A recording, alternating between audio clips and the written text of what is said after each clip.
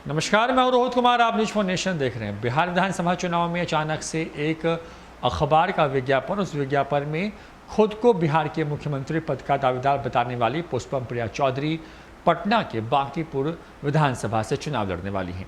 इसका ऐलान उन्होंने खुद अपने फेसबुक, ट्विटर और साथ ही पार्टी का जो एक पेज है उससे किया है। हालांकि कोई भी पेज वेरीफाइड नहीं है, लेकिन पुष्पम प्रिया चौधरी इसी पेज के माध्यम से बिहार के लोगों तक अपना मैसेज कन्वे करती नज़र आती हैं।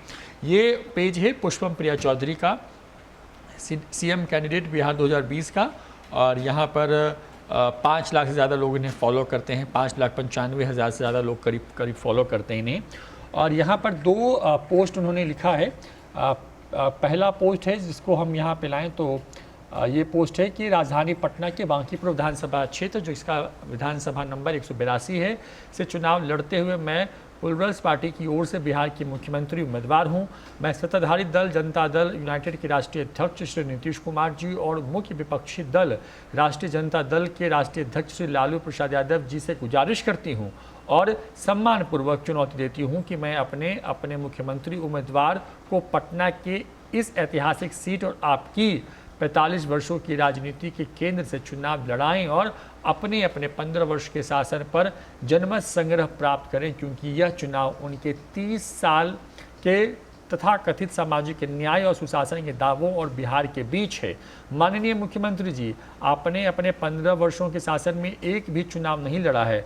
आप अपनी इस ऐतिहासिक राजधानी से चुनाव लड़ें, क्योंकि बिहार आपका जवाब चाहता है और हम बिना जवाब के आपको जाने नहीं देंगे। #Let's open Bihar, #30 years lockdown. ये पुष्पम प्रिया चौधरी ने पहला पोस्ट किया है। यहाँ पे एक तस्वीर है जिसमें वो जो है नेताजी सुभाष चंद्र बोस की प्रतिमा है पटना के गांधी मैदान के दक्षिण पूर्वी कोने पर, वहाँ पर ये प्रतिमा है, वहाँ पर वो हैं और वहाँ पर पुष्पम प्रिया चौधरी ने तस्वीर लगाई है। उसके नीचे एक और पोस्ट लिखा है, उसमें लिखते हैं कि प्लूरल्स पोल कमेटी की अनुशंसा पर मैं पुष्पम प्रिया चौधरी बिहार की जीवनदायिनी गंगा के तट पर अवस्थित मगध में सम्राट चंद्रगुप्त और देवों के प्रिय अशोक की प्राचीन राजधानी पुष्पपुर पाटलिपुत्र पटना के बांकीपुर विधानसभा क्षेत्र 182 से प्लूरल्स की उम्मीदवार होंगी।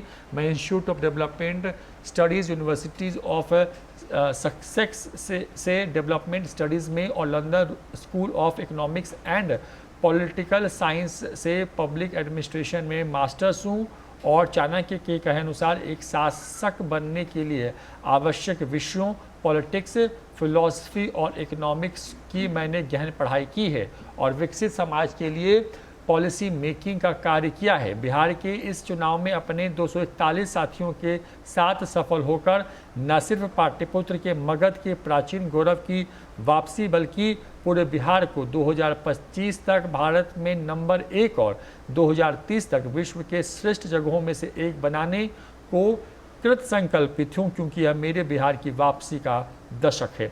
Let's open Bihar, #30 years of lockdown, #choose progress. ये 3 हैशटैग का इस्तेमाल किया है पुष्पम प्रिया चौधरी ने।